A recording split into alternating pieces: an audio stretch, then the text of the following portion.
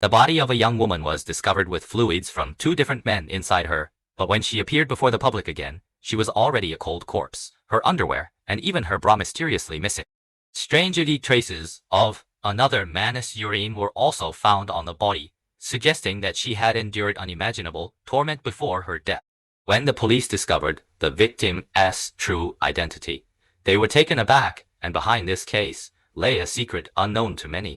On the morning of March 2016 in Zhejiang Province, police had barely had time for breakfast when they received an emergency call reporting a body found in a rental apartment in a residential area.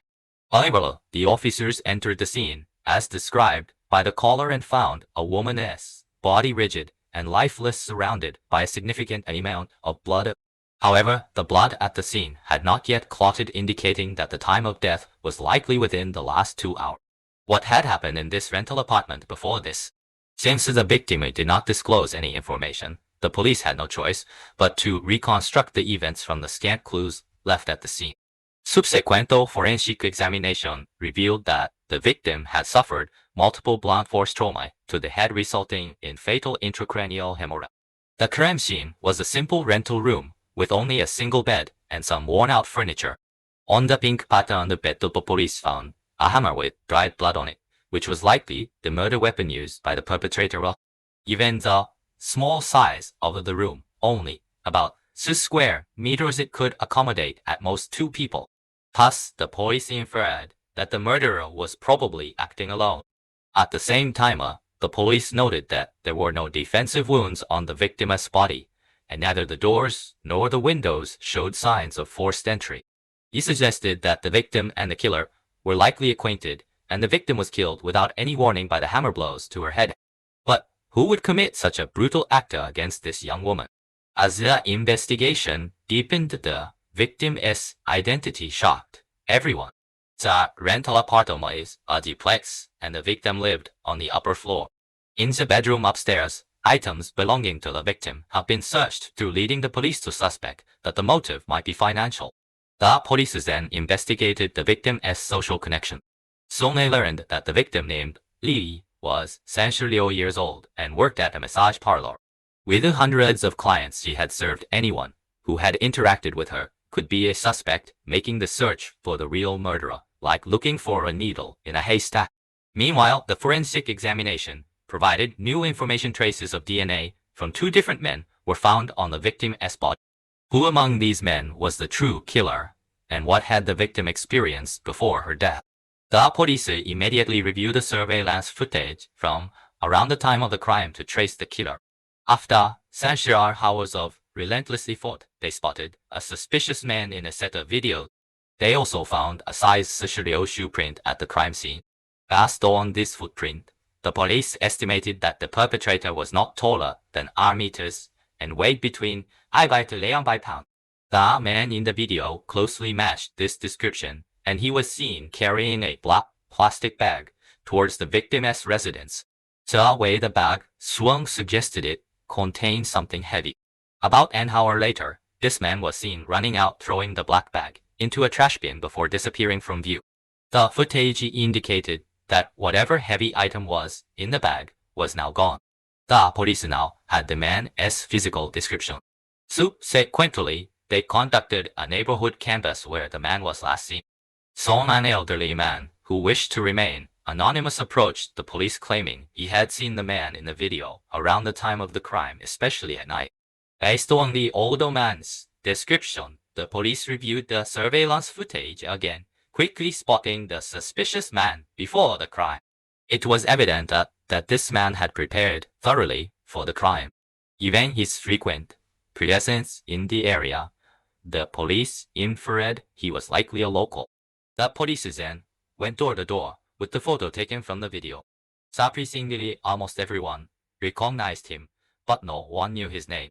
According to an anonymous resident, I don't know his name, but I know this man is so poor he can't even afford underwear.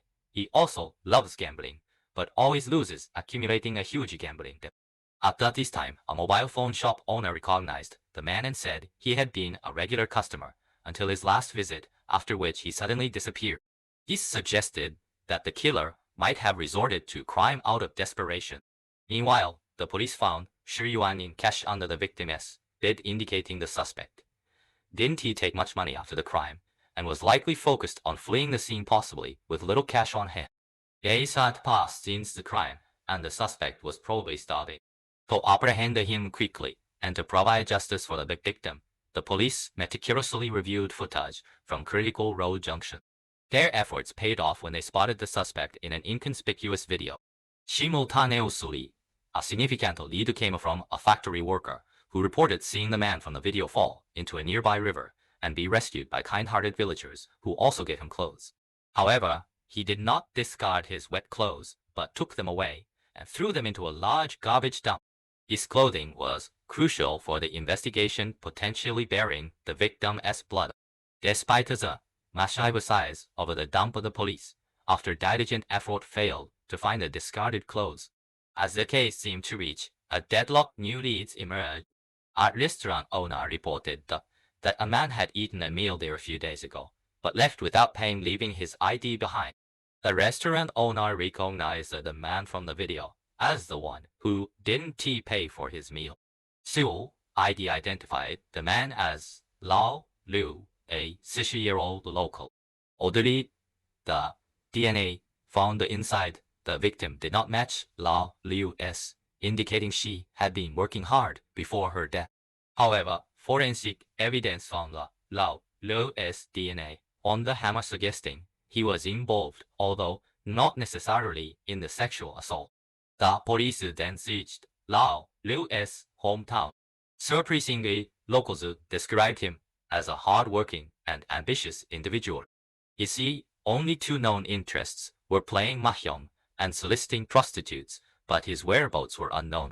Just then, the police received another report of a burglary at a house near the base of a mountain. They found that Sanbai Yuan and a gold necklace had been stolen, and the footprint at the scene matched that of the murder suspect. The police deduced that the suspect was likely broke, and the stolen necklace might be pawned for cash. They promptly checked local jewelry stores, and the shop owner confirmed that a man had sold jewelry for a significant amount a few days ago. The surveillance footage clearly showed it was Lao Liu. At this point, a man named Zhang Hu wished to remain anonymous approached the police. He had seen Lao checking into a small hotel near where he had taken a widow to a motel. Acting on this information, the police raided the hotel and arrested Lao Liu while he was asleep. Lao Liu quickly confessed, killingly explaining that his gambling addiction had left him deeply in debt, driving him to commit robbery, which escalated into murder, which escalated. He now faces severe legal consequences.